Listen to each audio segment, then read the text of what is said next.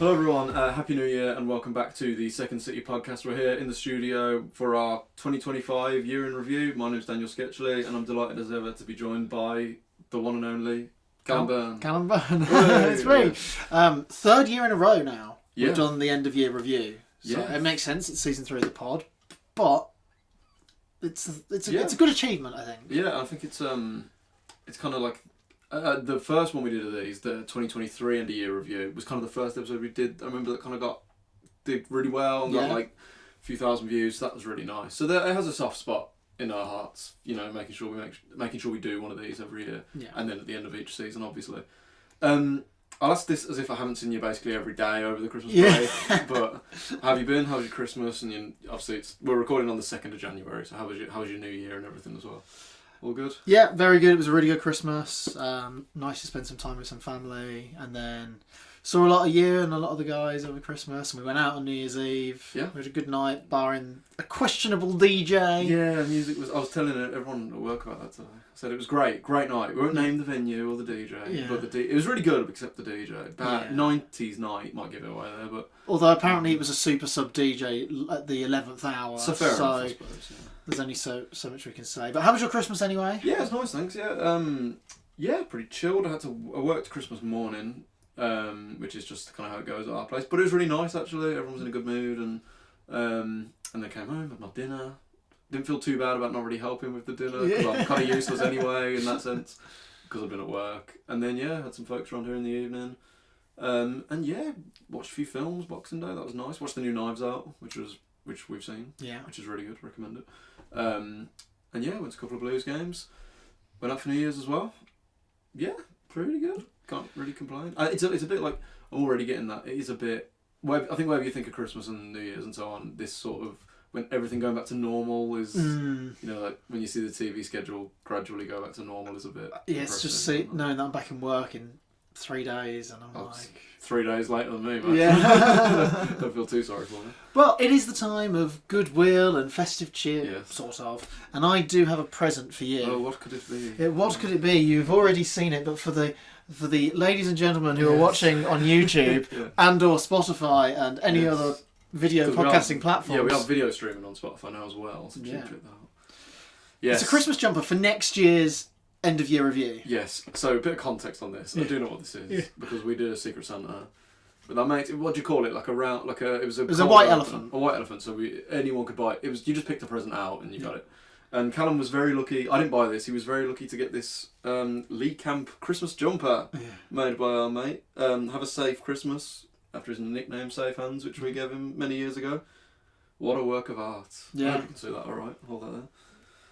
Callum was thrilled with it. So thrilled that he's given it to me. Yeah. So thanks to our mate Ethan for this really cheap quality novelty gift that no one will ever wear. But it's not. I said as soon as the cow opened it, I was like, it's getting on the podcast anyway. Yeah. And if Dan gets cold in here tonight and has a, it is pretty cold in here. I think, you might have an outfit change like Madonna. Maybe I forgot to turn my dad said turn the radiator on a good hour before you use the office, and I completely forgot until about maybe 20 minutes before. So it is a bit nippy in here still. End of year review. Yes. So it's been 6 months basically since we did the review for the end of last year. So there will be a little bit of crossover with the first half of the year. But some things will be very similar, but some things will be very different as well. Yeah. It's almost like it is the end of year review, but it's almost like your half-term report. Yeah. As well. I think that's how the Athletic have sort of built their New Year's stuff. Because we are fully in like it's halfway now. We're past we can get a sense of where things are going now, and a bit of the ground's been set now. Yeah. So we kind of know where we stand this season a bit more. So that's interesting. So if this is the first time you've seen one of our season review, end of year review, we've got a handful of topics that we're going to go through: best game, best goal, player of the season, best transfer, and then we'll do an 11 as well. Yes. Which is always hard. Yeah. Well, it's easier for me because we tend to have the same starting 11 every week. Yeah, but Birmingham City are like Chelsea at the moment and going through players every single window. Yeah, for sure. You know, so that'll be later on, and we'll find out if Grant Hanley made the Blues team of the season. Yeah, I did have to. You know, when you say every year, you say, "Oh, I can't believe how quick this year's gone." Yeah. But looking back through like the last season stuff, which the end of last season doesn't feel like that long ago at all. Yeah. But yeah, looking at like January and like some of the players we signed, like Grant Hanley, signed for us less than a year ago. That feels like forever ago. So that's a good point. But shall we do a quick what we're wearing first? Yes. Only because we have a new edition. We haven't done what we're wearing in a while because naturally you do run out of shirts. So we're recycling a few. I've got one or two new ones to bring in later on, but it's not with me. So that's fine because you're obviously kind of home away from home for the Christmas holidays. So go on then, Cal. Have a guess what you think I'm wearing. A new edition, beautiful new edition. Yeah, I would argue. I mean, me and you love a yellow kit. Yes. So an iconic blues yellow.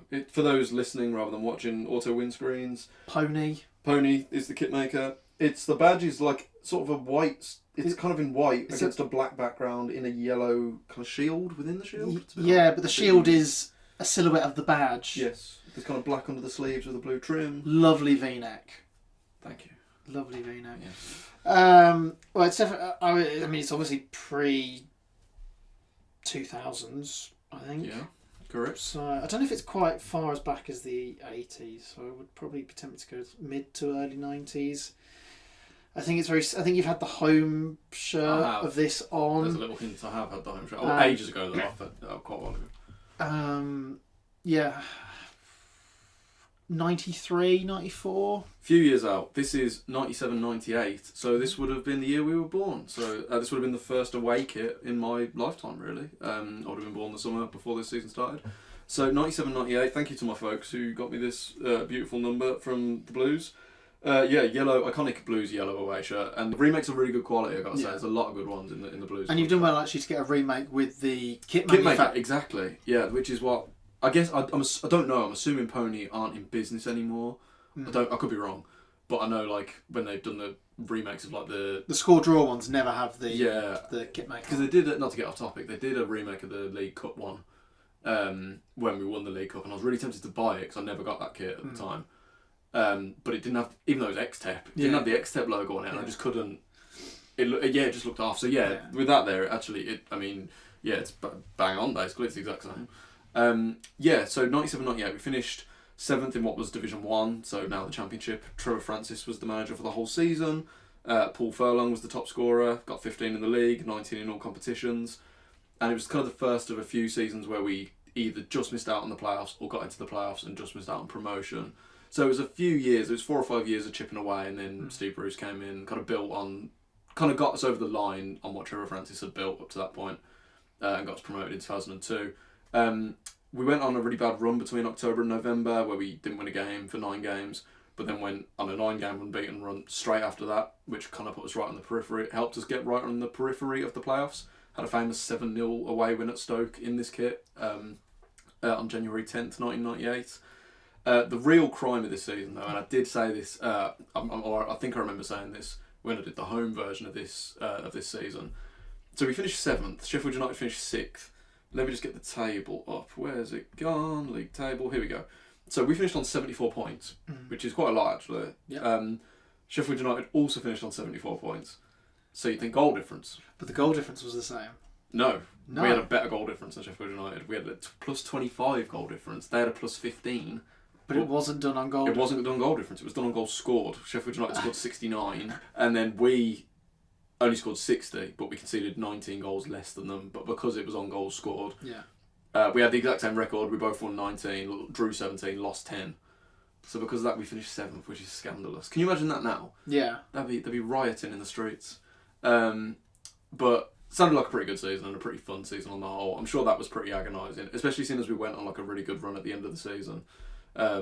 Likes of Adebola, Underlovu, Martin Granger. Sounded like a pretty good season back in the day. So yeah, 97-98 away. Lovely new addition to the collection. And not to bang on too much, but I also have one more. I appreciate this is a very blues-centric episode so far. One more bit of nostalgia for you. So we're recording this on January 2nd, 2006. Mm-hmm. I got a really bad memory for like faces and visuals, ironically, when I work in like visual, like broadcasting and stuff. But I have a really good memory for like dates and names and stuff. And 20 years ago today, 2nd of January 2006, was one of my first ever blues games. And I have the programme from said game right here. Wigan at home. Do you recognise who's on the cover there? if you can see that well on there. But I recognise the face. It's not Stan Lazaridis. I mean, it says Stan Lazaridis on it, to be fair. Yeah, so we were saying before we came on, programmes just had a different feel. I don't know, it's probably a nostalgia thing. Yeah, I mean, if there's an advert on the back of it for a defunct airline. Yeah, Flybe. So... Yeah, Flybe, there we go. Yeah, very nostalgic. I remembered this one probably more. I think we won 2-0. I think Pennant and Melchiot scored. We ended up getting relegated. This was, you probably recognise the sort of Lonsdale kit there. Yeah. Yeah, kind of one of my earliest memories. But I remember this programme in particular really well because I was like 8 when I got this. And it was only this programme. I remember once me and my sister just drew like a load of moustaches on like everyone in the programme. So like, then I tried to rub them out years later. Oh dear. So like, or a year later, Steve Bruce has got a rubbed out moustache there. I don't know how well you can see that. Stan Lazaridis has got one there. I don't know quite how well you can see that. Oh yeah, I can see it. But yeah, no, just a nice memory. Yeah, 20 years ago today, beat Wigan 2-0. One of the few good memories we had from that season. But I remember it, so it wasn't too bad. Anyway, I've talked a lot. Review 2025, yeah. Where should we start then? Well, let's start with some Villa stuff because I'm pretty sure I've done a lot of nattering so far. Yeah. But in terms of topics, shall we start with the best game of the season? Yeah. Starting strong. And there's a few from the first half of the year and there's a few from the second half of the year in the new season. A couple that... I mean, I've got 4 on my short list and 1 I would have chosen as the best game. Champions League, Villa 4, Celtic 2 was a really special night. That was amazing. We qualified into the top 8 of the Champions League. It's the first time we'd ever played Celtic. Obviously, Ireland has such a strong relationship with Birmingham as a city. And then we went Morgan Rogers hat-trick. We were 2-0 up inside 5 minutes. It was just a great night. It was brilliant. Champions League. It was one of the big nights that was so special. The next one I've got is very different, and that's the FA Cup 4th round where we beat Spurs 2-1 at Villa Park. And because that was the night Rashford and Asensio made their debuts for Villa, and it's a game that I have a real soft spot for because we went 1-0 up quite early on, and we were very much cruising in the game, and I think we went 2-0 up. And then Rashford and Asensio came on, and I just remember the people around us were going, "These lads are too good for us." Yeah. The way they just came on, and they were like back heels and like around the worlds and just all sorts of skill. And it was like we were like 7-0 up. It was only 2, and then we let a late goal in. But that was just a night. It was just a really fun night. It was FA Cup. Yeah. It was a really stupid kickoff time. It was a Sunday night. But that was just a real fun. It was like a low stakes. Everyone was calm. It's FA Cup. Yeah, and Rashford and Asensio were playing for Villa. It was like it all became very real very quickly that night. Yeah, sure. And the next one I got for is also in last season, and that was when we beat PSG 3-2 at Villa Park. Although we lost the tie 5-4 on aggregate. Yeah. But that game was phenomenal. And yeah, we got knocked out, and we had the chances to not get knocked out or certainly take the game to extra time. But we were 2-0 down on the night, turned it around to 3-2 in an absolutely mental 10 minutes in the second half where we had PSG on the ropes, scored 2 goals, missed a hatful of chances. The Tielemans header, the Asensio 1-on-1, Konza missing the free kick by like the barest of margins. But a proper Champions League tie. That was great. And the last one, number 4, and this one is going to be my game of 2025. And there might be at home. No, there might be some recency bias in there, but it'll be Villa 2, Arsenal 1 from this season. So we're only talking maybe like a month ago. Yeah. But that was absolutely amazing. 97th minute winner.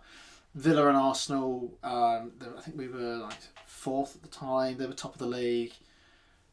And barring the Arsenal game that happened, or certainly in terms of the scoreline that happened a couple of days ago, since Emery's come to Villa, the Villa-Arsenal games have usually been really close games. I know a couple of the scorelines have been like 4-2 and 4-1, but the actual games, for the most part, have been really close and really tight.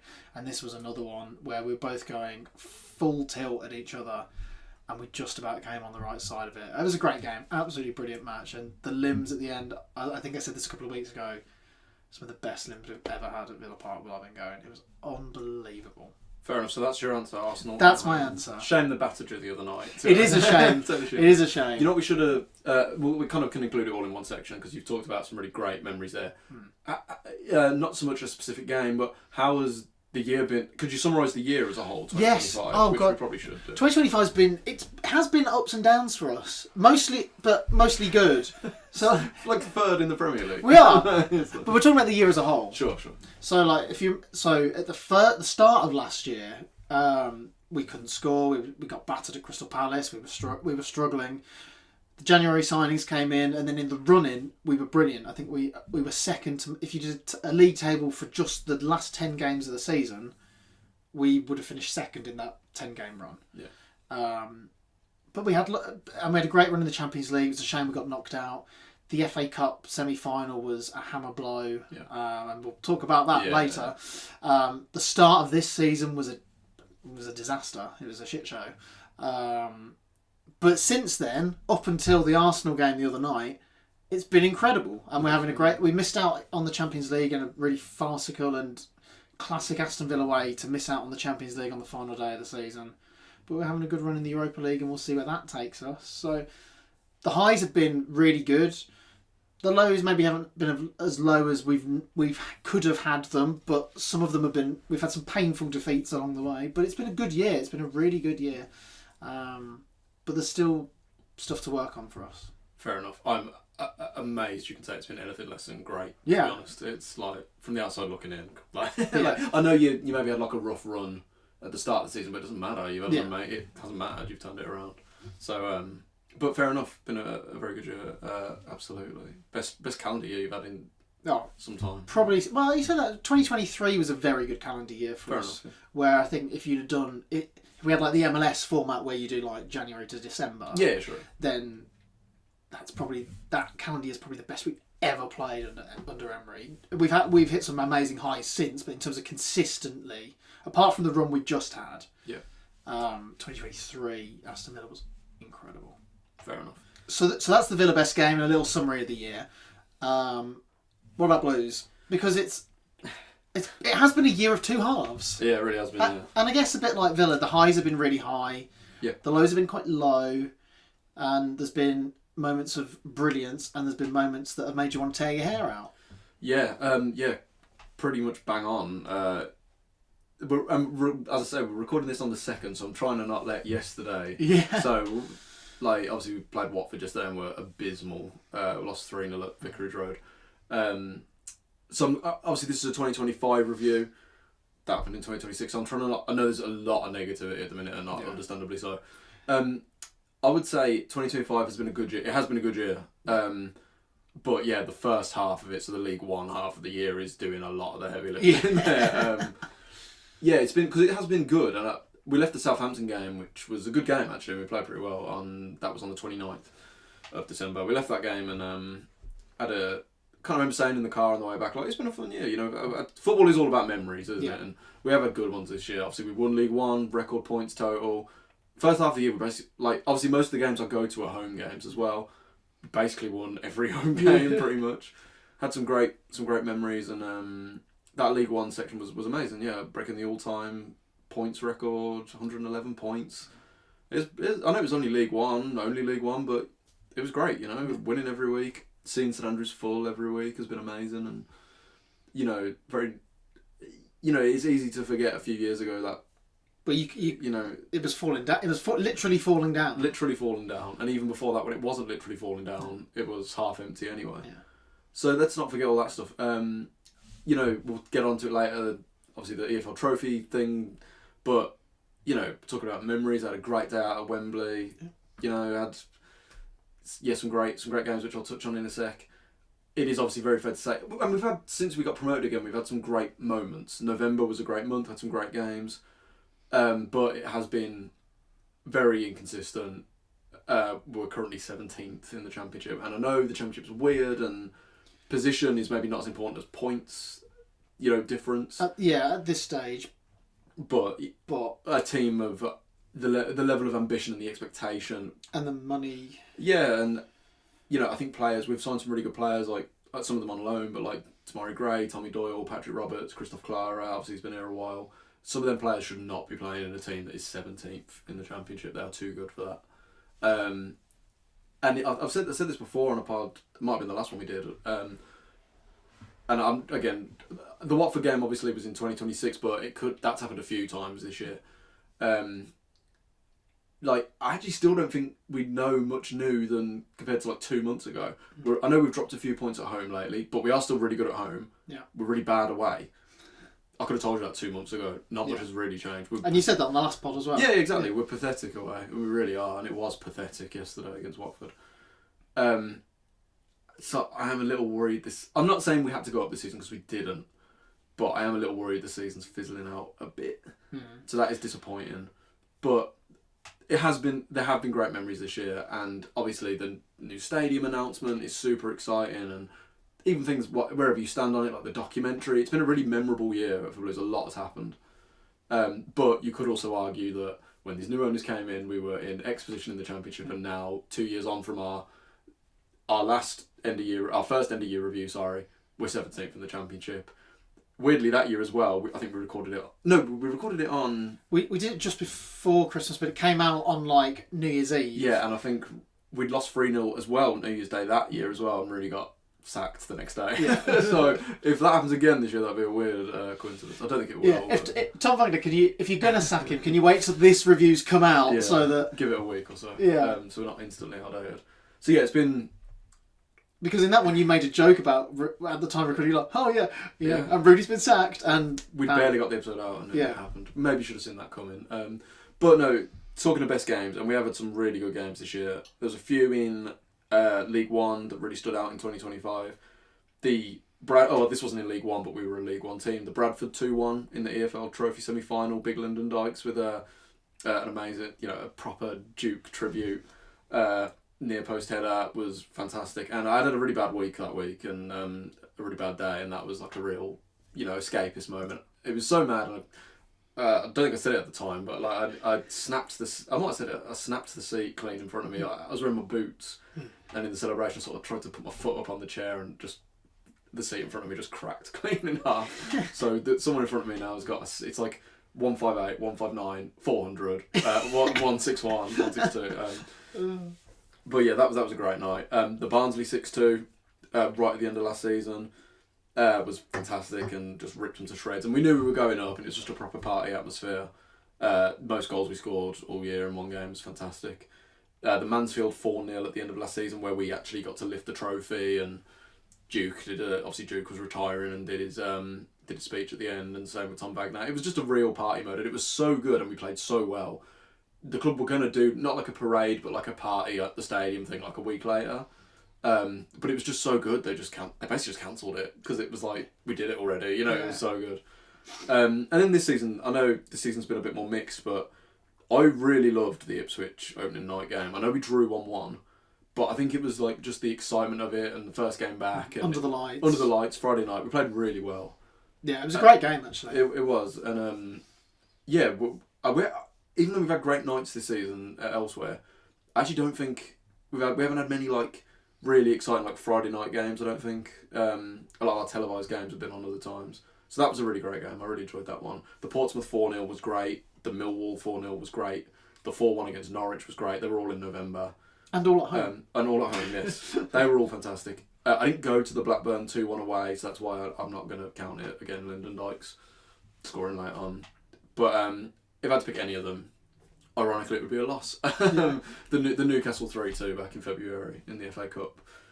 I'd say football's about memories, and like the lead scoring in the first minute, and then obviously the Iwata goal, two of the best moments all year. The Iwata goal was amazing. It was just so amazing. I'm going to pick a game we lost in a game where we barely lost any home games at all. Yeah. But it was my game of the year for 24-25, and it's my game of the year for 20-25. I had just a great night. So yeah, that'd be my answer. Newcastle 3-2 at home. I realised I forgot one as well in my list. So I did an away day at Brighton a few weeks ago, and that was absolutely unreal as well. So that would definitely be on the short list. So two of the games of the year for me have been in December. But, yeah, and that's okay. It's not recency bias if they're that good. Best goal? Yeah. Should we start with you again? Again, we've had a couple of these, and I even checked season review from 6 months ago because I was like, I feel like, especially for something like best games and best goals, like there's some real standouts, but there's easy for a couple just to slip through the net. And so I listened back to what I said, and I was like, oh yeah, there's one that I'm going to mention here, Watkins versus Southampton. I was like, oh yeah, that was a great goal. And I was undercover that day at St Mary's, and we'd been toiling away trying to break down Southampton's 11 at the back because they were trying to hang on for a point so that they weren't going to be the worst team in Premier League history. And in the 80th minute, Watkins, like, the ball comes over the top, he just sort of throws himself at it and chips Aaron Ramsdale. Brilliant goal, and the away end went mental next to me, and a guy 2 seats in front of me just jumped up his goat, started going crazy, and got ejected immediately. But that was great as well. McGinn and Konza versus PSG, you can pick either of them. The limbs were better with the Konza on because it made it 3-2, and we thought we were going to get back in the tie. We were ahead in the tie. The McGinn one, the belief was all coming back. Matty Cash versus Arsenal, so the game that we talked about. So the Buendia goal to win it was great, but it's not a good goal. It's not the best goal of the year. The significance of it. But the moment was amazing. But it's a proper scrappy. Yeah. Sometimes they are the best ones, though. That is true. There's people throwing themselves everywhere. But Buendia does get goal of the year for his strike away at Spurs in October.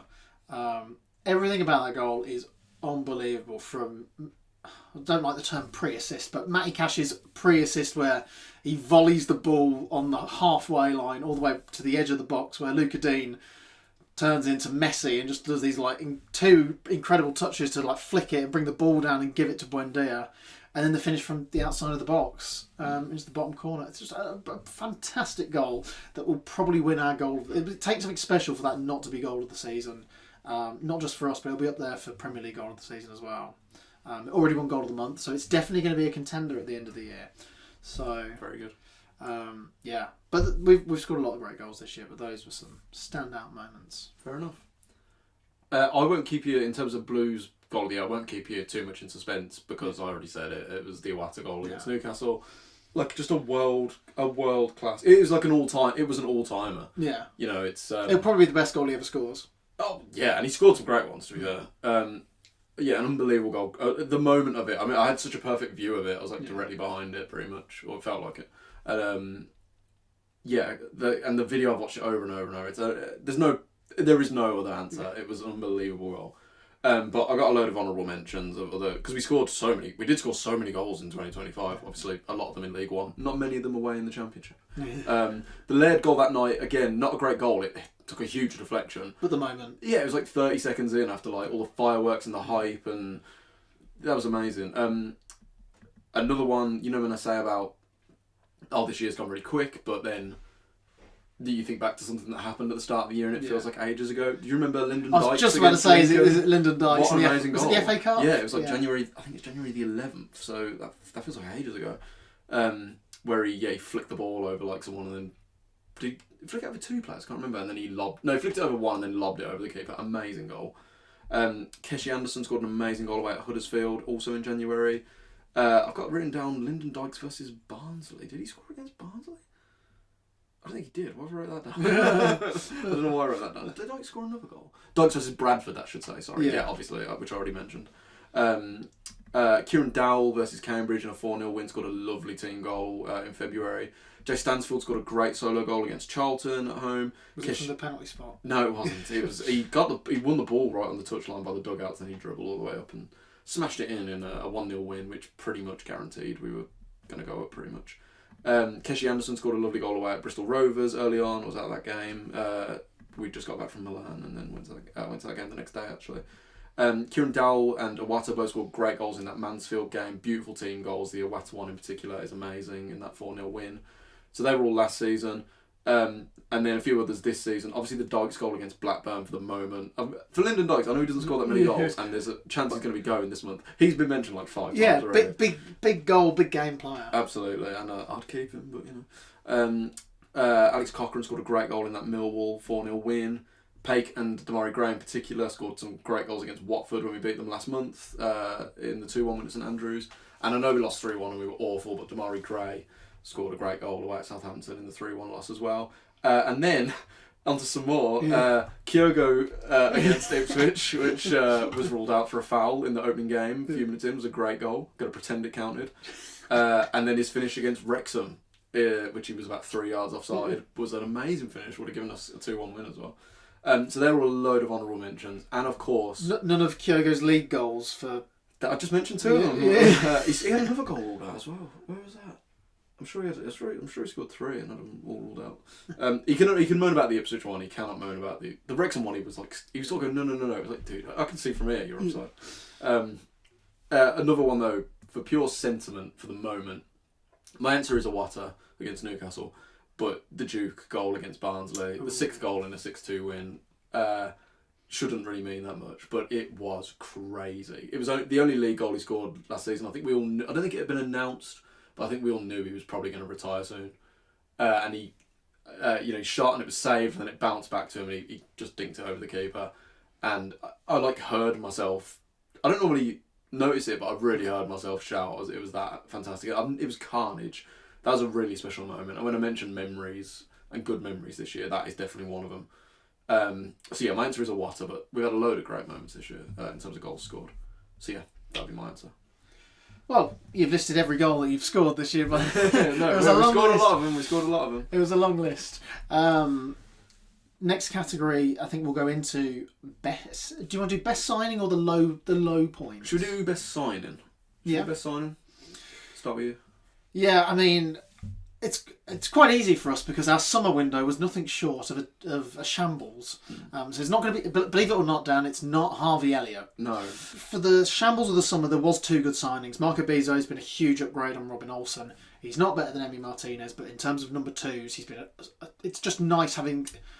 Martinez doesn't play every game because he does pick up a few niggly injuries here and there, and he does get rested every so often. And whenever Robin Olsen would come into the team, the players, the fans, everyone would go, here we go again. Whereas now Bizzo comes in and he's not perfect, he's made a couple of mistakes, but he's a competent number 2. And Victor Lindelof has been everything that you could have wanted him to have been, if not a bit better than that. So he's been a really, if anything, and it hurts me in my heart to say this, he's better than Tyrone Mings, and he's easily our 3rd choice centre back now. I know Mings is injured, but that's all right. And will have his uses later on in the season. But I think it's easy to see why one has played 200 times for Man United. I think. So we're going to go to the winter window of last year, and so the best signing. Take your pick of Rashford and Asensio. I mean, it was mental. I can't believe it happened. Was it really only 11 months ago? It's not even been 12 months since they were both announced on deadline day. Hard to know which one to pick. Obviously Asensio came in, had that amazing, when he first got in the team, he was scoring, he was assisting, but it's especially post PS, he missed the 2 penalties away at Southampton, then missed the 1-on-1 a week later against PSG, and it all sort of fizzled out. Yeah. Which was a shame. It's a shame that we couldn't sign him permanently. Whereas Rashford was maybe a bit slower starting and got better and better and better, and then fortunately picked up a hamstring injury before the FA Cup semi-final and didn't play again. But Rashford versus PSG was like a sight to behold. That was like Marcus Rashford at his absolute best, and I mean, he's doing bits for Barcelona now. He is, yeah. So I remember, what game was it? You watch on your phone. Was it Chelsea you beat? Chelsea, in the park. He scored in the last minute. Was that Asensio? Asensio scored twice, but Rashford got both assists that night. Yeah, God, that was annoying. I was with you for both a few wins over Chelsea this year. Yeah. Awful, both of them. The other night we were in O'Neill's, it was awful. Yeah, I was carnage when Watkins scored the other night. I was kind of it was great. So yeah, I mean, it could only be one of those 2. If you had to pick one. I think Asensio had the bigger moments. I think Asensio... Yeah. We probably miss Rashford more.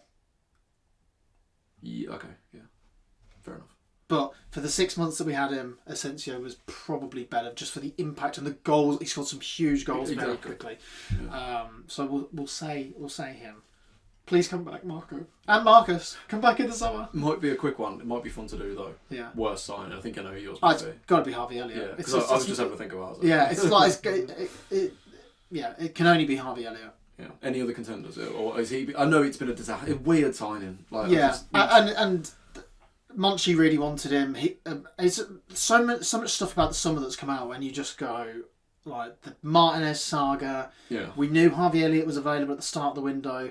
Emery didn't want him, so we didn't sign him. And then we had such a bad start to the season that we panicked on deadline day and just got him, sort of committed to buying him. And we spoke about this a couple of weeks ago, last week, 2 weeks ago. You can't have if you're unsure about a player, you can't have a 10-game clause before you buy him for 35 million. I tell you who's actually really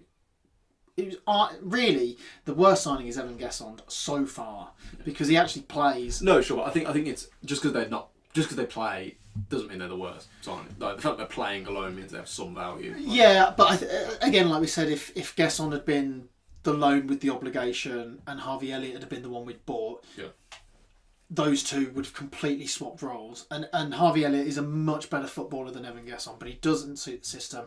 Emery doesn't fancy him at all, and he's come out and said that today, and they're trying to get out of the deal. So it is Harvey Elliott, but Evan Gesson isn't far behind. Yeah. And you can have either of them for different reasons. One, because Evan Gesson's not very good so far, and Harvey Elliott because, I mean, it has been nothing short of a disaster.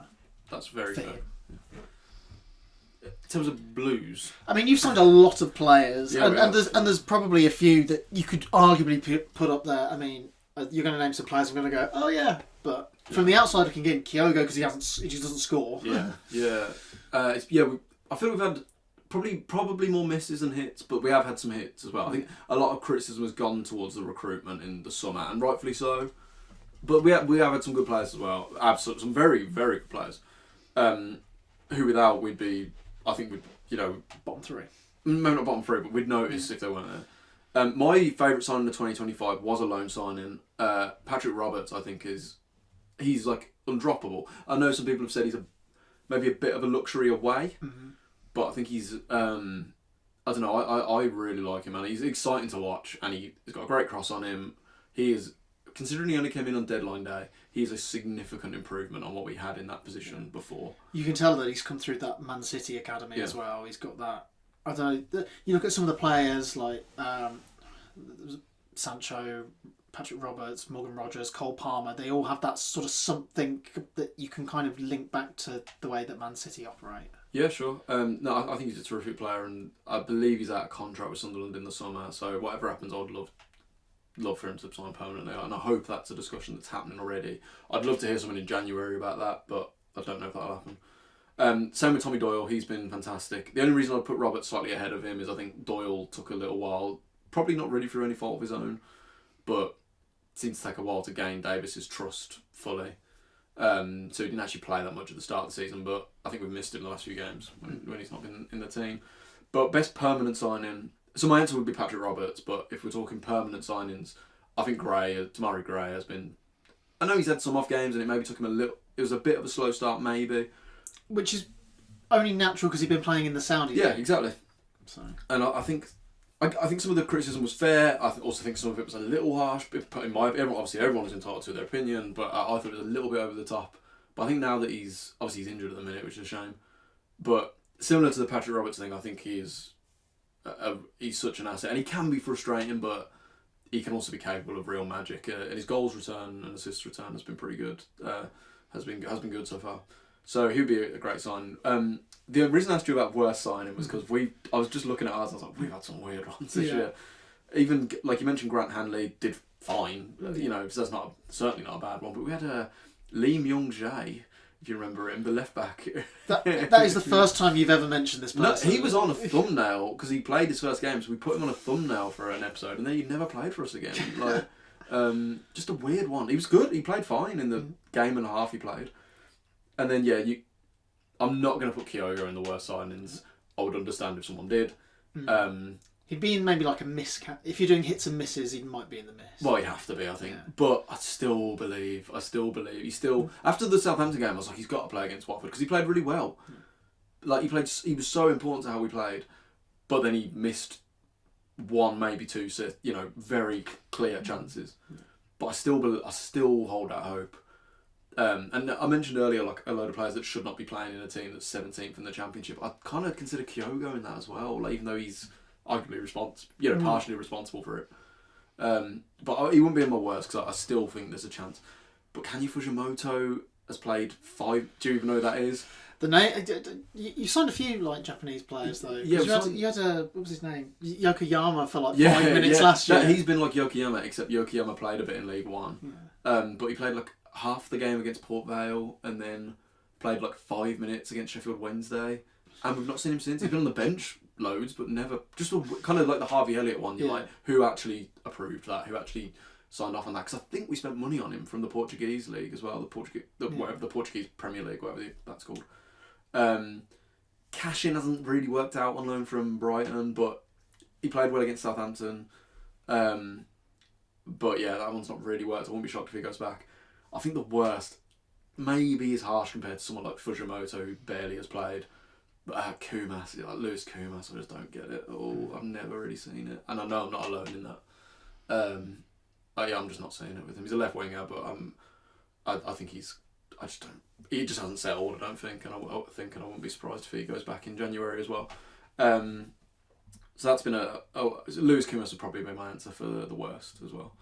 So yeah, best Patrick Roberts, worst Kumas, both loans at least. So sticking with a negative theme, the low point, or the worst game. Well, they might be separate, but they might be the same.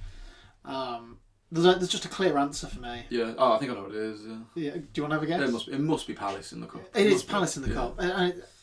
I'm still annoyed about it. 3-0. You went. I know you didn't. Was there? Yeah. I think it was Coldplay that night. No, so we've lost to Palace 3-0 twice this year. Was that one? So there was the one on deadline day where I did go to Coldplay and was relieved that I hadn't watched it, but it was the 3-0 loss at Wembley in the semi-final, and I'm still angry about it now, and I'm still annoyed about that now, because what an opportunity to maybe win the FA Cup. We haven't won the FA Cup since 1955. You just blew it completely. We completely blew it. We didn't turn up. We got absolutely battered. We were a goal down at half time. And then there was a key moment where you thought this could change the game, was when Mateta missed the penalty early in the second half. And if anything, we just got worse. And it's the first time in a long, long time I've left a game early when Ismail Assar scored the third in stoppage time. The Villa end just cleared out. I just realised as well, I asked were you at Coldplay, but that was at Wembley as well. Yeah. So it can't have been that was. I enjoyed that day. Yeah, I'm sure you did. I was quite relieved because I wasn't shocked when Palace beat Man City in the final. No. As I think a lot of people weren't. A bit of a relief. And I hate when Villa are in finals. I find it really stressful. I don't really watch it a lot of the time. It's just that this, and I said it before the game when we were in the pub. I think people were talking about what's like the bigger game? Is it this or is it? I think was it in between the? It would have been just after PSG, but they were talking about would you rather win the FA Cup or would you rather qualify for the Champions League? We did neither. And there's people going, well, it's got to be Champions League, and you go, football's about winning things, and we haven't won this trophy for a generation, and the rest, and more. And you think back to some of the great teams that have been in the Premier League, and the prime example is Pochettino's Tottenham. What an amazing team that was! They never won anything. Yeah. We don't want to be like you. Don't want this to be like a nearly team like that. And it was a golden opportunity that was absolutely wasted. A bit like the Conference League the year before. So. Yeah. What about yours? Was yours also on the hallowed turf of Wembley? The home of football. That was the one, but I'll get to a couple of other honourable mentions. The 1-0 loss, I don't know why this game got in my head so much. The 1-0 loss against Port Vale in the Cup really got under my skin. I don't know why. I think it's because we played really well in the first round to beat Sheffield United, and we were so bad against Port Vale. Wasn't it because Port Vale got drawn against Arsenal? Well, yeah, but we might have played... We either would have played Arsenal or maybe you. Yeah. It was something to do with... something to do with like the numbering of the... Yeah, the numbering of the balls. Yeah. So I have a feeling, for some reason, I can't remember exactly how it worked. We might have played you, which maybe is a blessing in disguise, to be fair, that we didn't. But Yeah, that game really got under my skin, and Davies... You say that though, we were terrible at that point. Yeah, true, true. No, Davies just got it wrong, and that got under my skin that game. I don't know why. Coventry away, the 3-0 loss, we were all so bad. I was like, okay, it's the only away game. That was a comedy of errors though that day, wasn't it? Everything went wrong. Yeah, it was. Yeah, the one away game I've done this season, it was just awful. Got bullied. The 3-0 loss against Sheffield United a couple of weeks ago. If the Watford game was in 2025, obviously I can't count it, but that'll be in next year's. Another one which was on the paper doesn't look that bad. Again, these are all just away games from this season. QPR away just under a month ago, where we lost 2-1, and we conceded last minute. We were so bad, and we got the goal in like the 93rd minute, and then still lost. Yeah. We were awful, so pathetic, and that's the theme of the away games. Just no fight or anything. But yeah, the worst point, the lowest moment was the EFL Trophy final loss at Wembley against Peterborough. And again, I think I said all this at the time when we talked about it. It was like a great day. Yeah. You know, it was a great day, separating the day from the game. And those days always are. Yeah, it was a great day with great people, and you know, getting the bus down, and you know, having some beers in the day, and it was great. It was a proper memory. It's one of a great memory from last year in general. But the performance was a 2 out of 10. It was like we'd obviously won the league against Peterborough as well just a few days earlier. No, we got promoted against Peterborough a few days earlier at their place, and maybe that was kind of ended up stabbing us in the back a bit or shooting ourselves in the foot. We were just Peterborough just fully deserved it, and it was the atmosphere never really got going. I don't know if it's because there was so many of us, and you know, we stand up all the time at Blues games, but you know, and it's fine, but we had to sit down because it's just how it is. We were in the kind of the upper tier and we had to sit down. Yeah, just nothing about the game felt right, and we deservedly were beaten. And this is my controversial hot take that not a lot of people seem to agree with, but I would be interested to know Blues fans if they would agree, or anyone if they were in this position. I would trade in that points record for the trophy win. Oof. Which I know it's only the EFL trophy, and it's... But we just said that football's about winning things. I know it's not like a major trophy, but I suppose. But in terms of it's Wembley special. It doesn't come around like Blues have only been to the new Wembley twice, which is 2 more times than some teams. But it's Wembley special, and it doesn't come around often. And even if it is only the EFL trophy, I would have loved to have won that. Yeah. And it would have been a real party. The party was mainly going. Yeah. Coming back was a little more somber. But so yeah, that was the low point. Because the points record thing is amazing, and obviously I already referenced it, but it's like, it's the kind of thing anyone will just go, oh, but that looks good in the trophy cabinet. Yeah. You know, ultimately it's stick great. That in the documentary. Yeah, it ultimately doesn't actually mean that much. It's a great thing, but it was only in League One. You know. It was a great achievement. I personally would rather have won the league and won the cup. That would have been a great double. We could have had both trophies on the pitch against Mansfield. Yeah. That would have been so good. Although it would have been kind of awkward because the EFL trophies are basically all the same. True, yeah, true. to never win anything and then win 2 trophies in 1 week would have been great. Would have been so in the same weekend would have been awesome, because we actually won League One the day before when Wrexham dropped points. Yeah.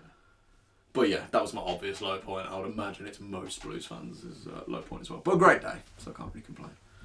Back to the positive stuff. Yes. Let's do team of the year. Yes. Including our player of the year. Sure. And combine the two together, because I'm aware that we're going to overrun a lot as it stands. Yeah, it's alright. Not doing too bad. You don't mean combine a Blues and a Villa team, do you? No, God, no. That's sacrilege. No, and it'll all be Villa players. I thought that's what you meant. Probably would be. It'll be all Villa and Lewis Kumas.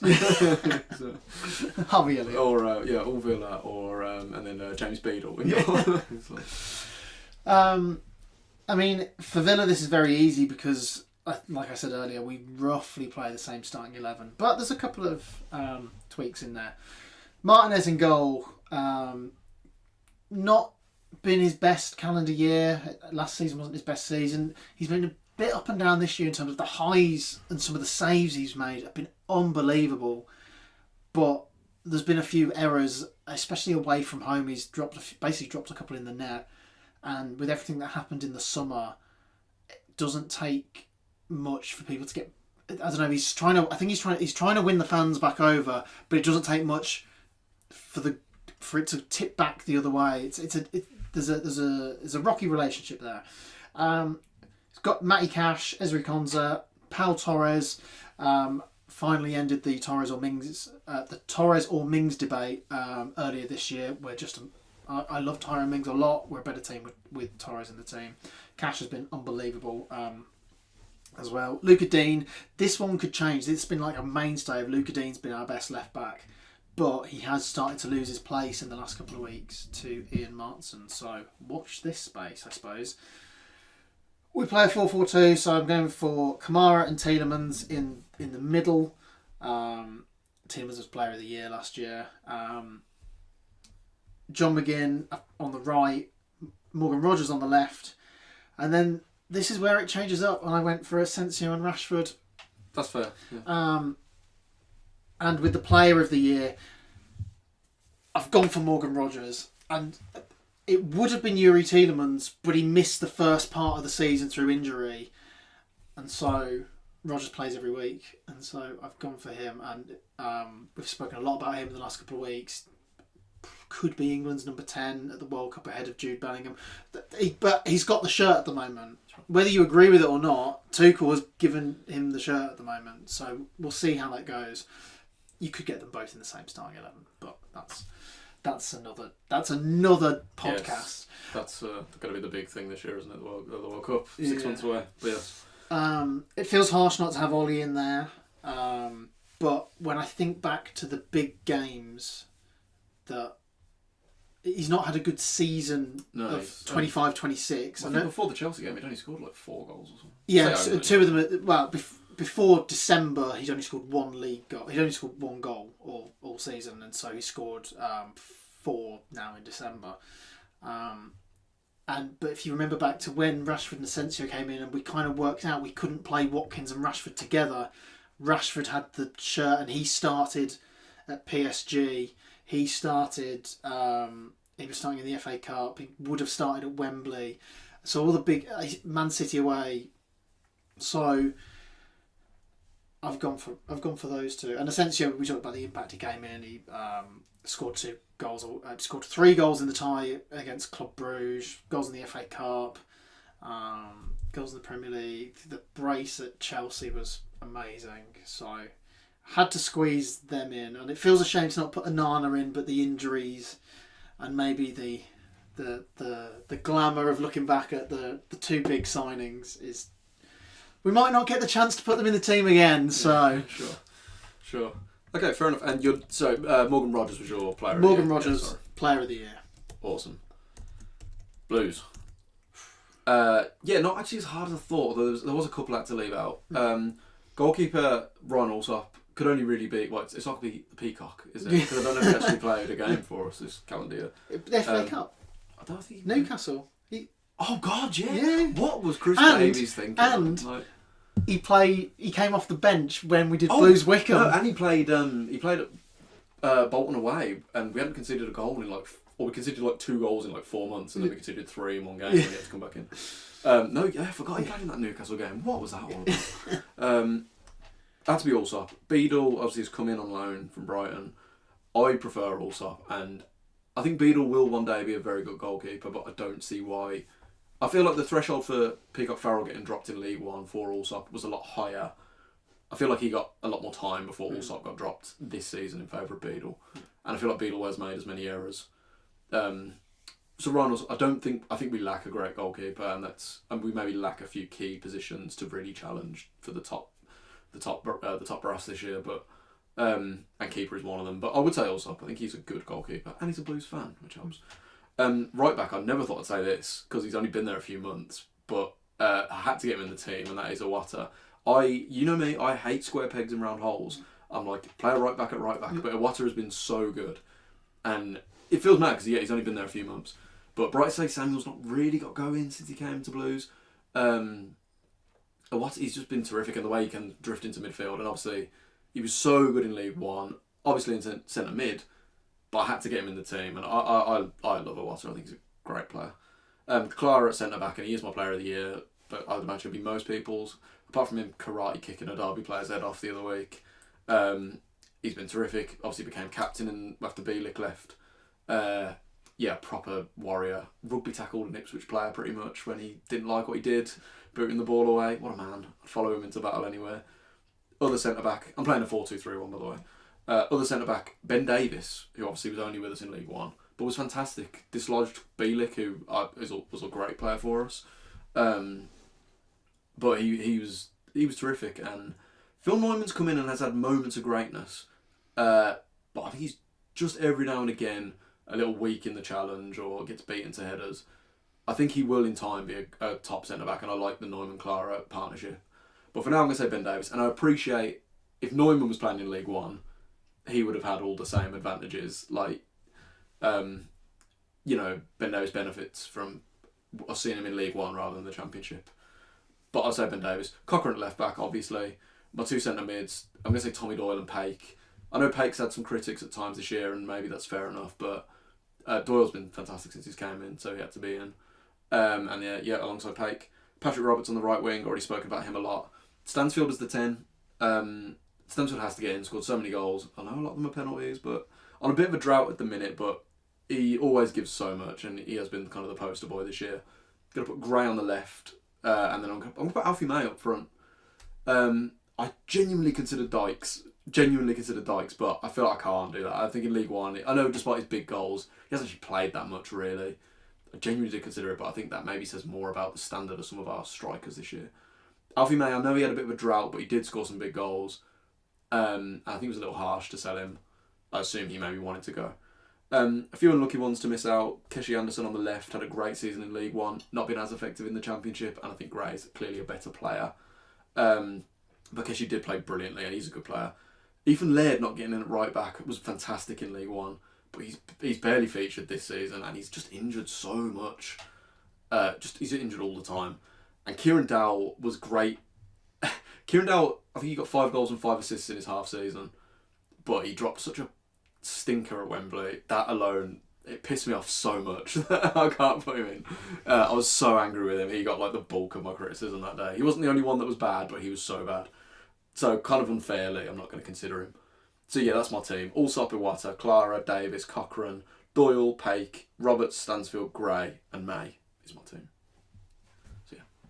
So how about, again, I think it's a pretty obvious one, but summary of the manager in kind of to go with this. Obviously, this is a rare year where we've both had the same manager for the whole year. Yeah.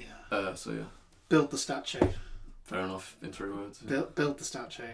I mean, there's not enough praise I can give Unai Emery. And it's going to be an extremely sad day, the day he's not our manager. Whenever that is. But I mean, I don't know, it's almost like with every week, even if we don't win, you look back to when Gerrard was the manager and you go, how the fuck was he our manager? Yeah. Sure. Yeah. Like, directly before this. Yeah, I mean, we were awful. We were so truly rancid that the turnaround with mostly the same, a core of the same players is remarkable. Yeah. And we're in an extremely good position at the moment to qualify again for the Champions League. We only missed out on that by goal difference last year. And we qualified for it the year before. We've had a Conference League semi-final, a Champions League quarter-final, an FA Cup semi-final. We'll see where we go in the Europa League this year because I would expect the goal is to go deep into that competition as well. And we're sort of in a Premier League title race. It's still too early to say, but obviously Arsenal and Man City play each other in a couple of weeks, and I don't know. We're 6 points off the top at the moment, but it wouldn't take much for it to swing back in our favour again. So, and we play Man City on the last day of the season. Yeah. So have you got Liverpool and then Man City your last 2 games? Yeah. Whew. So we'll have to have the title wrapped up by then. Just.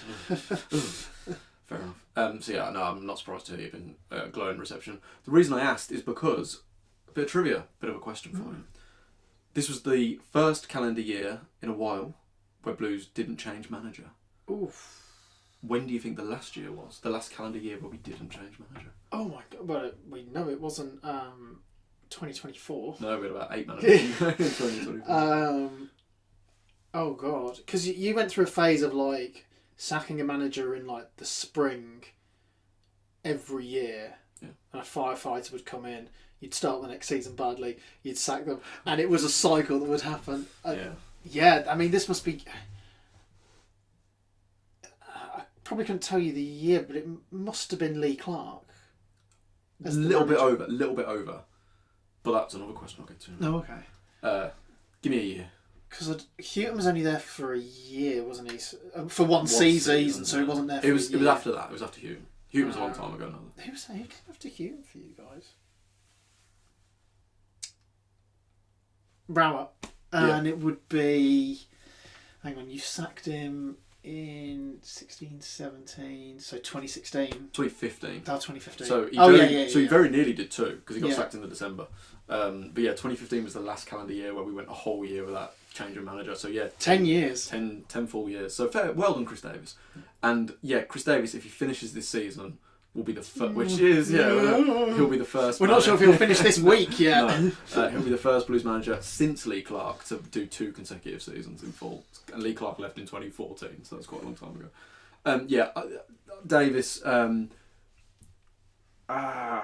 don't know. I really don't know. He might. I genuinely, by the time this goes, I hope I would keep him, but I understand people that, because I don't know what we'd get out of getting rid of him right now. Well, I'd say it depends who's on the shortlist, and can you get someone that's better? And it also goes back to what we said a couple of weeks ago of what are the objectives for the season, and are the which we know, because I think Tom Wagner was talking about it today or yesterday. Yeah, literally. Yeah. They want to be in the Premier League in 2026, but I think there's if you get in the playoffs possibly, but I think there's just got to be a realistic outlook on it. You were in League One last year, and I don't know if these American owners, just as a generalisation, they want everything now, Yeah. and it doesn't always work like that. For sure. Yeah, I think he's achieved so much at Blues with. I know, despite my comments earlier, getting the points record. Like, he did everything he could do in League One. He deserves huge credit for that, despite the cup, which I was annoyed about. I think there have been games. Maybe that's why the Port Vale game did my head in so much, because I thought it was. I'm no football manager. I'm really not. Although I am pretty good at the game. Yeah. But and I'm not an analyst and all that stuff. We do this for a bit of fun, not to try and lecture anyone. Yeah. But I think he. There's been games where I think he's really got it tactically wrong. But he's a young manager in his second season of management. Exactly. Maybe that's it. I don't think he's doing a bad job. I'm just like, is he the right man to get us to where we need to go? Because it's things like the away form, nothing is changing. It's the same problems every game. It's the same rhythm every game. So that's a source of frustration. So I'm unconvinced. But I'll throw. You know, it's not really a question, but if they sack him, they've got a couple of, because they either sack him or they don't.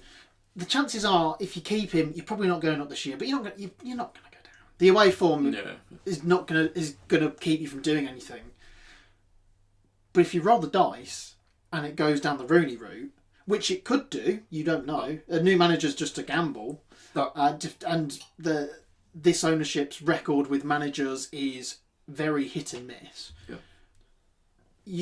It could be like 2024 all over again. This is why I'm kind of not. I get why people are, and I think they've got a very, very valid argument, but I don't know where we go from. Yeah, there's nothing that like. Because you'd be better off seeing the season out and make the change in the summer. Yeah, that's what I'm thinking. Yeah, and I just don't see where we'd go afterwards. Even though I agree, I don't think things are good enough right now. But yeah, that's fair enough. But we did win. We won. I did all this counting for the research, so I better get it in. Yeah. We won 32 games this year in all competitions. We scored 90 goals. So, it's not too bad, is it? So, some positives, absolutely. Very quickly before we do hopes for 2026, should we have a quick look at... I appreciate this is a long episode, so I do apologise. But the other Midlands clubs, I have a very quick summary of them and their years, if you like. Start with West Brom, who finished 9th last season and are currently a place below Blues, so they're 18th under Ryan Mason. Not really working out. I think they're very similar to Blues. Similarly, terrible away record. I think they've lost like 8 or 9 away games in a row. Their away record is awful. Obviously, Tony Mowbray went back, which, side note, a fantastic thing to come out of 2025 is Tony Mowbray being back in management. Yeah. I know it didn't last too long, but that was wonderful to see. He was only there for a few months, didn't really work out, missed out on playoffs. I think they're very similar to Blues. Ryan Mason, maybe very similar to Chris Davis, learning his trade as a manager very young. And I wonder where Baggies go from here. Yeah. On them. Because they've tried the Bruce and the Mowbray. Yeah, well, they had Corberan, which was brilliant for a bit. Yeah. I think they're like Blues, they've got a better squad than where they are. But I'm not convinced it's their time. Coventry have had an amazing year, obviously. Not much to say. They're going to go up almost certainly. I know they had And they're probably going to win the league as well. Yeah, and I mean, Ipswich are coming up strong, but they lost to Southampton, didn't they, in the playoff semis, like last minute, last season. So that must have been heartbreaking. Sunderland. But they are back stronger than ever. Frank Lampard deserves huge credit. They absolutely outplayed us in September. We've got them on Sunday. This might even go out after that. So I really hope we got something out of the game. But full credit to them. They've had a best calendar year in a long time. Walsall, they're currently third in League Two under Matt Sadler, but we've been here before. They somehow finished fourth last season despite being in the top for like the whole season. Yeah. So basically, as you were, and then lost the playoff final. yeah. I was in like the last minute. They basically dropped from third to fourth as well. They actually had a shock in 2025, didn't they? For last season. Matt Sadler somehow still in the job, to be fair. And then obviously, Wolves. I mean, the first half of the year was okay. Well, you were saying, was it you who were saying to me they won like 7 games in a row or something? Yeah, I don't have the stat with me. But yeah, when Vita Pereira came in, they went on a very good run, and Villa have the longest win streak in the Premier League of 2025, and Wolves have the second. Wow. Which is crazy because obviously in 25-26 they've picked up 3 points, although one of them was away at Old Trafford the other night. Yeah. But I guess when you sell Cunha, Ait-Nouri, Fabio Silva... Well, Fabio Silva was terrible, so not him. Fabio, that is not. They got some money for him though. Like, I don't know how. He's one of the worst players I've ever seen. That's some good. No, that was good business. They are crap. But it's not just that as well. It's like they'd lost all the games at the start of the season, and then they gave Vita Pereira a new 3-year deal, and then sacked him a month later, and it's like what? Yeah. I think they're just. I've said it before. They're just at the end of that cycle. And that ownership is doomed. Yeah, I think the shame maybe is Rob Edwards. I hope it's not too. Well, I do because I'm not a Wolves fan. Yeah. But like, he seems like a good guy, Rob Edwards. He does, and I think if he'd gone in at the start of next season, going into the Championship, he would be the breath of fresh air. Yeah, and I'm worried he may be carrying too much baggage. Yeah, and I don't think he'll see the season out. No, there's a chance. Yeah, and it might just all end in tears. The question is, will they beat Derby's record? Because they really need to win 3 games. Yeah. Or 2 and then draw a few. I hope we talked about this the other week. I hope they don't break that record because that Derby side should be immortalised forever. That obviously was worse. Yeah. It's not even close. Yeah. So, but they're giving them a run for their money. But it will be close. But like Southampton last year, it will go down to the last few games. Yeah. But I think they're playing Nottingham Forest very late on in the season, potentially on the last day. And if Forest have got nothing to play for, and a win for Wolves will mean that Derby keep that record. I mean, that's a good point. That's a very good point. So yeah, that's one upside if Blues don't go up. It'd be nice to have the Wolves Derby back next year. I haven't played them in quite some time. Okay, and finally, I think hopes for this year. Yeah, hopes for 26. Yes. I feel like I'm repeating myself from last year and the year before. But a trophy. Sure.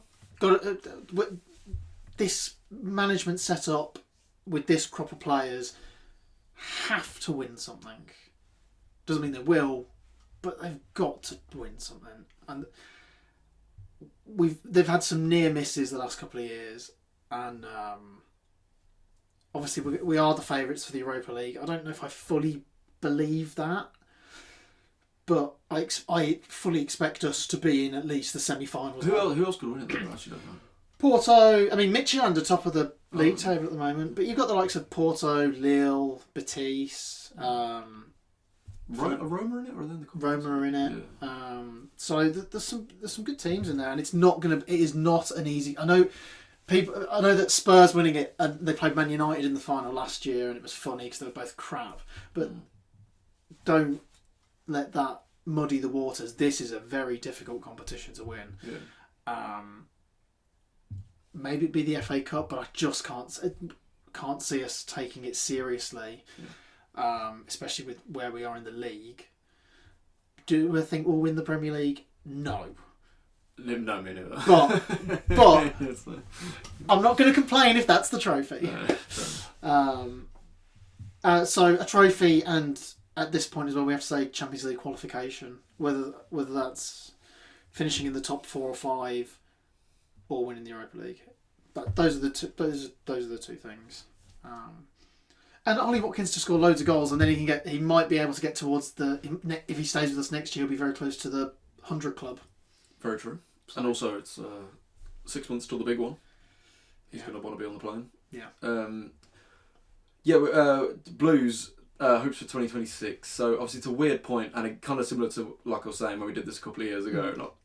I don't think Davies is. I don't think he'll go. I think he'll be there for a little while. Touch wood. I said exactly the same about Rooney. Yeah. It's the kiss of death from Daniel. My hopes for 26. I kept saying to people when they asked after seeing the investment with Blues. So we achieved most of our goals for 25. I haven't listened to it back, but I would have said to go up. I probably would have mentioned the EFL Trophy, which didn't happen, obviously. Yeah.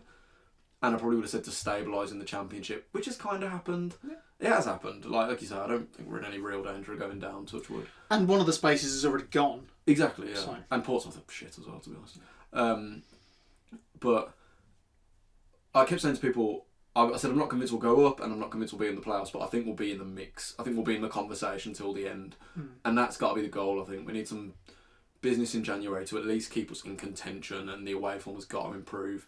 And then if we miss out this year, which is looking likely, next year, I think with the money that's going in and the ambition with the stadium next year, I think we need to be ready to kick on next year. So that's got to be if that's not a cop-out answer, I think we need to be in the mix this year and then serious contenders next. I do think that. Yeah. Because then next thing you know, you're in the Championship for 3-4 years and the chimneys are going up and we're still in. You're not going to sell out a 65,000 seat stadium in the Championship. So. I think maybe the thing is that this year is going to be 2 and maybe even 3 teams are going to go up that haven't been in the Premier League in a while. Yeah. Whereas the teams that are coming down, Wolves, we don't know what they're going to be like next year because they could be good or they could be like a Sunderland when they came down. Yeah. Burnley are probably going to come down and they'll be at the top end of the Championship next year. Yeah. And then the other space is one of a few. It could be a West Ham. It could be a Leeds who would be straight back in the top of the Championship as well. Whereas like this year is a year where at the moment it's going to be Coventry, Borough, and then like Hull or Millwall or Preston. Yeah. West Ham would be mad if that came down. Can you imagine that stadium in the Championship? So I can see why your ownership's going. This is a year where some of the teams with all the parachute payments, they're not there. Yeah. And it's so hard to get up when you've got the same teams going up and down again. So something to think about. Yeah, should be very interesting. I have one more quick question. And it kind of ties into our kind of outro. So thank you so much everyone who listened to the pod this year because we really appreciate it. And, we'll be carrying on this year as well. Yeah. So we appreciate all the support and all the listening and the watching and the interaction. So we really appreciate it. Do you have a highlight of doing not to blow smoke up our own arse, do you have a highlight from the pod this year? Oh, I got a couple. Yeah, I mean, the Milan episode was very special. That was what I was going to say. The Milan episode was great. I really enjoyed it. Even though we didn't, I don't think we talked about Villa and Blues, but that was a good one. It was good, yeah. It didn't do that many numbers, but it was like a personal one, so it kind of was more for us. But but that was fun. I watched it back recently. It was good. Yeah, that one would probably be the Prague episode was good. The ones we do together are always a lot of fun. Yeah, I was going to say the Milan episode, and also it was also a year ago, but the Lee Clark interview was great as well. That was really fun. He was really nice. And hopefully do a few more of them in the new year. That'd be really nice.